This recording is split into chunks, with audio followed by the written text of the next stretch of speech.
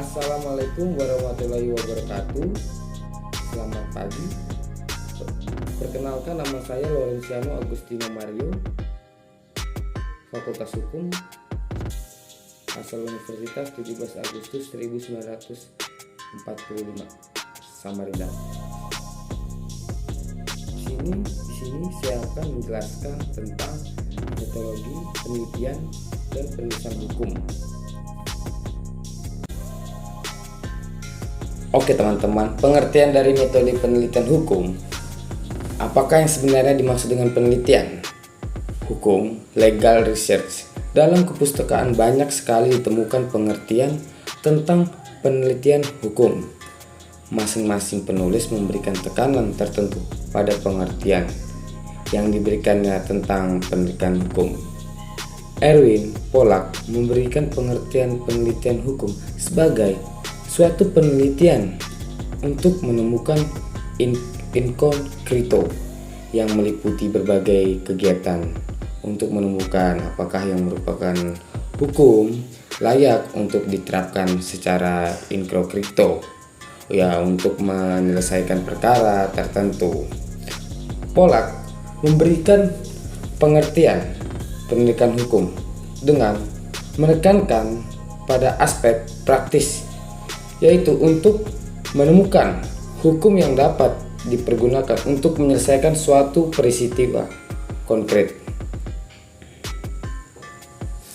Muhammad Radi mendefinisikan penelitian hukum sebagai keseluruhan aktivitas berdasarkan disiplin ilmiah untuk mengumpulkan, mengklarifikasikan, menganalisis, dan menginterpretasikan fakta-fakta serta hubungan-hubungan di lapangan hukum yang berdasarkan pengetahuan yang diperoleh dapatlah dikembalikan prinsip-prinsip ilmu pengetahuan dan cara-cara ilmiah untuk menanggapi fakta dan hubungan tersebut.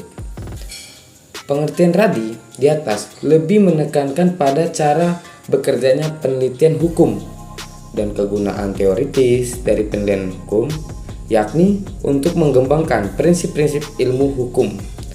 Ya, pengertian lainnya yang menekan pada kegunaan penelitian hukum dikemukakan oleh Surjono Sukanto yang menyatakan bahwa penelitian hukum merupakan suatu kegiatan ilmiah yang didasarkan pada metode, yaitu metode apa teman-teman? Metode sistematika dan pemikiran tertentu yang bertujuan untuk mempelajari satu atau berapa gejala hukum tertentu dengan jalan menganalisanya.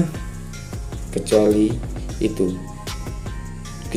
juga diadakan pemeriksaan yang mendalam terhadap fakta hukum tersebut untuk kemudian mengusahakan suatu pemecahan atas permasalahan-permasalahan yang timbul dalam gejala yang bersangkutan. Penelitian hukum sosiologis.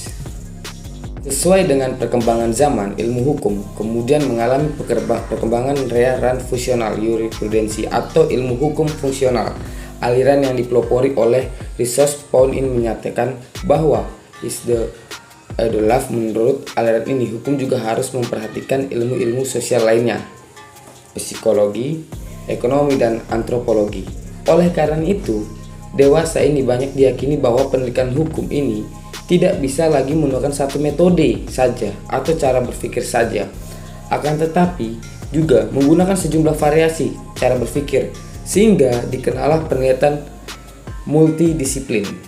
Tujuan penelitian hukum memiliki tujuan yang tidak banyak berbeda dengan penelitian sosial lainnya yang kalian tahu, ya, antara lainnya untuk mendapatkan pengetahuan tentang gejala hukum sehingga dapat dirumuskan masalah secara tepat untuk memperoleh pengetahuan yang lebih mendalami mengenai suatu gejala hukum sehingga dapat dirumuskan hipotesa untuk menggambarkan secara lengkap aspek-aspek hukum dari suatu keadaan, perilaku individu atau perilaku tanpa didahului hipotesa untuk mendapatkan keterangan tentang frekuensi peristiwa hukum untuk memperoleh data mengenai hubungan antara satu gejala hukum dengan gejala yang lain, untuk menguji hipotesa yang merisikan hubungan sebab akibat.